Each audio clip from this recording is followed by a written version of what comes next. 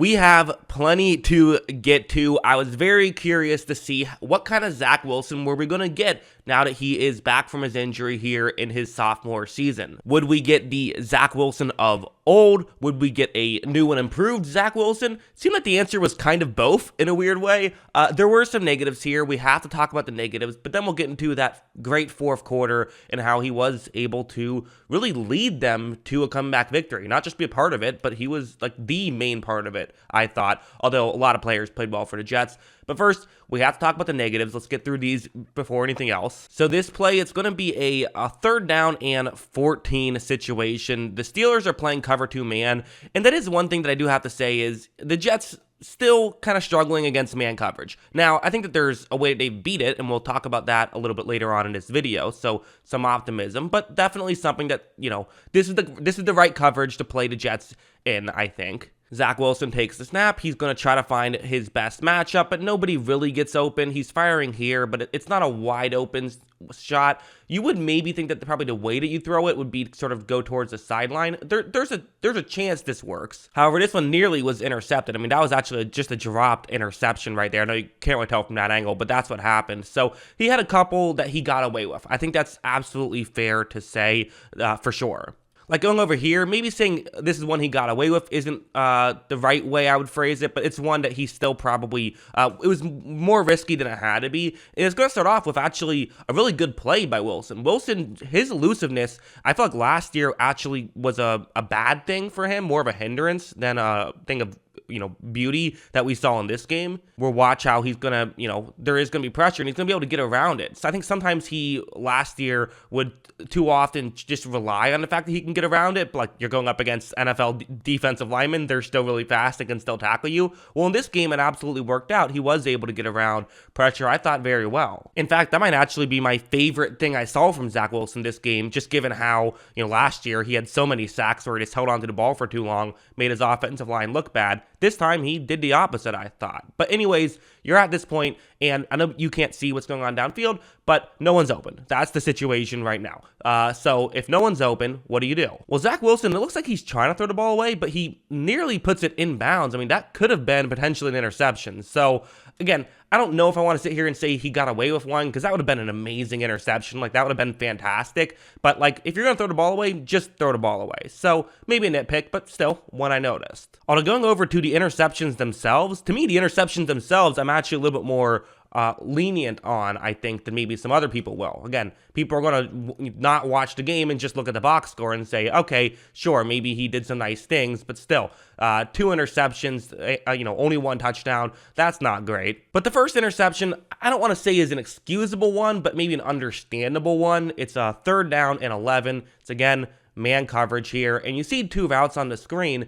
Typically, the way this works is that both of these should be one-on-one matchups. However, when Wilson takes the snap and he's going to look over towards his left and fire towards his left, the thing is that, you can see 1 Jet player and 2 Pittsburgh Steelers players. How did this happen? The Pittsburgh defender who's leaping up about to make this catch, he was actually covering the other New York Jets player, but when he read the play, he was still in the area and could get over and try to make this play. It's kind of a unfortunate scenario that happened with Zach Wilson. Maybe you would have still liked to see him read this and not make this throw. Okay, sure, that's fine, but that's difficult. I mean, really, the ideal thing you would want to do here, if you're the Jets, is get your receivers more spread out so this situation isn't happening, I think. But also Wilson, the throw itself, as you see, that wasn't going to be a catch either way, I don't think, and kind of allowed it to be an interception. So it also wasn't a great throw on top of it. So Wilson deserves some blame for it, in my opinion, but I don't think it's like a horrible interception or anything. And the other one here on 3rd and 6, this had a big impact in the game. It's going to be a pick 6, but I mean that was off his receiver's hands and intercepted. Maybe a bit high and a bit hard. So, okay, not the easiest, not as easy of a catch as maybe it looks, but still one that should have probably been a catch. And certainly the interception happening because of it is very unlucky. I don't put that on him. And there's also just this, which I don't understand, Zach Wilson's inability to hit screen passes. It's like the silliest thing where this wasn't the only one. He missed some other ones. It's like he can make these amazing throws that we're about to get into, but he'll also like miss these super easy throws. It seems like the easier to throw is, the less likely he is to hit it. It's one of the more baffling things. So again, one of those weird things that I'm assuming will get better, but just kind of interesting. But yeah, now we can finally get over to the positives here. So Jets fans, you can get, you don't have to get mad at me for only talking about the negatives, because I thought that this was a great game from him and definitely an optimistic game from him, especially this sort of, the fourth quarter, although this play is, in the second quarter, but it's kind of a good example of what Wilson was able to do that I didn't see a lot of him last year doing, which was just running an offense. We saw flashes of him last year. I remember that Titans game late when he was making those deep passes, and I remember his, long run against Jacksonville, but those are kind of, broken plays where he's making stuff happen. In this game, him being sort of the game manager type, he was as good as he was better than we've ever seen him. And this is a good example. It's a zone coverage play. You have a receiver going into a soft spot in the zone. Zach Wilson takes the snap, and he is going to fire one to his receiver, allow him to make the catch in stride and pick up as many yards as possible. This is the kind of stuff that Wilson, wasn't the best at when he first entered the league. And this is the kind of thing where you kind of drafted him as someone who, hey, he can do all this extra stuff. Look at how great he is off script. Let's get this guy and hope we can just teach him how to be a good on script quarterback. And so far, it feels like there's logic behind it. And going over here, on this drive, everyone's going to talk about the touchdown drive, but I actually thought that the bigger drive was the one that just put them within 3. This is the one that really allowed them to get back in it, and I thought this was Wilson's better drive here. In the fourth quarter in general, he was just lights out. 10 for 12 with over 10 yards per attempt. Just a fantastic fourth quarter for him. But the way this play works is it's man coverage. And remember earlier when I talked about what's the way they can beat man coverage? Well, last year, they had some guys who can do some nice things, but they didn't really have the guy who can consistently win in one-on-one matchups.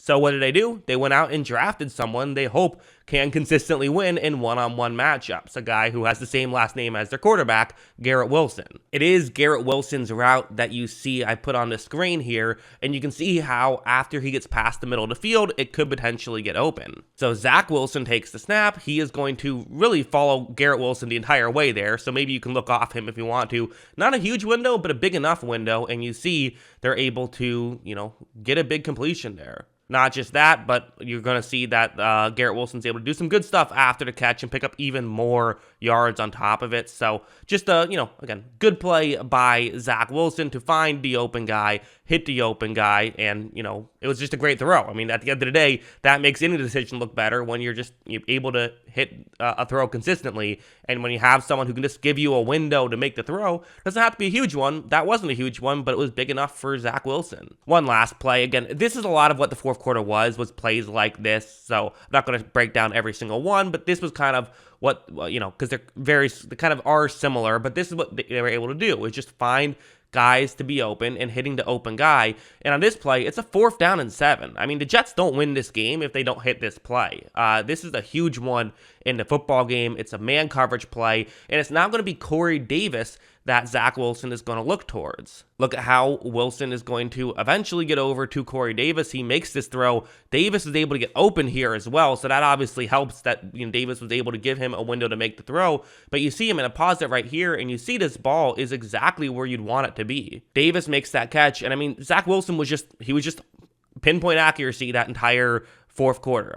That fourth quarter was easily the best we've seen from Wilson. So that doesn't mean that the negatives didn't happen. The negatives still did happen. And the reality is Zach Wilson is absolutely still an inconsistent quarterback, and it might be a bit of a process still. I don't think I'm ready to say he's just a great quarterback right yet, but man, it makes you get optimistic about him, and it makes you feel like, whereas, and during the first 3 quarters, you're wondering, man, I don't know, is this actually going to figure it out? You kind of got to give him a year, but what's going to happen? To after this, you're kind of feeling like, okay, there's a good chance this will work out. Maybe it won't work out this year entirely. Maybe he'll still have to get the consistency down, but feels pretty good. If he's capable of doing this, you just got to make sure that he can do it consistently. That's what I think. What do you guys think? Let me know in the comments below. What were your thoughts on his performance?